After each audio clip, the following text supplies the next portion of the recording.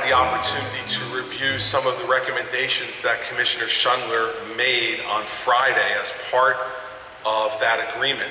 I rejected them.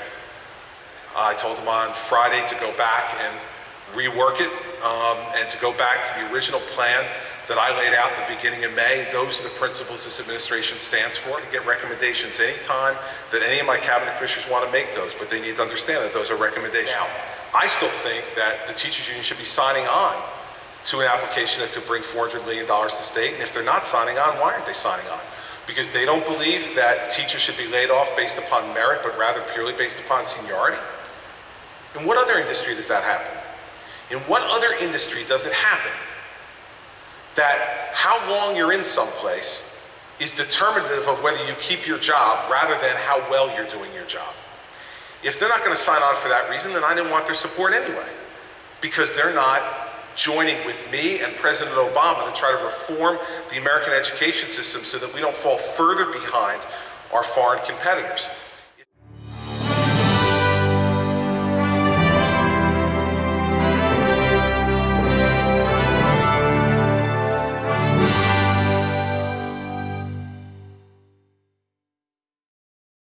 In an independent legislative watchdog eliminated, abolished, and cited in the executive branch to have all of those investigatory functions, including subpoena power, in one branch of government, I think should raise some serious concerns from a good government public policy perspective. What's being proposed is to take the 5 oversight offices that currently exist and consolidate them into 2.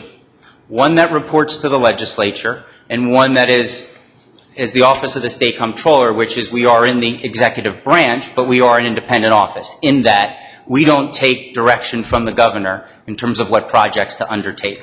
You don't take, do you consult with the governor about what investigations you'll be or projects you'll be undertaking? No.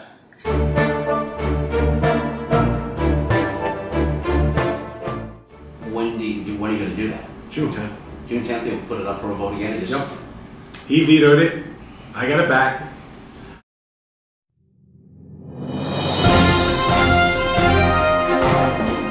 The circumstances are everyone in the state of New Jersey will be able to indulge in a game that they already love, playing poker or gaming over the internet, as long as the servers are in Atlantic City.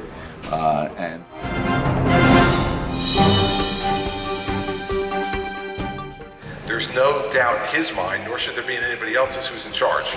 I make these decisions, and I made it, and that's the way it goes. It's not myself who gets to make these final decisions for the state of New Jersey. It is the governor. And I think teachers should be rewarded based upon how their kids achieve.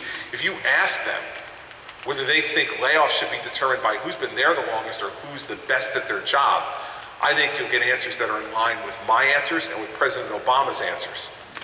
And it is true that the compromise I made with the NVEA with regard to reductions in force was one which put job protection above whether or not an educator was effective.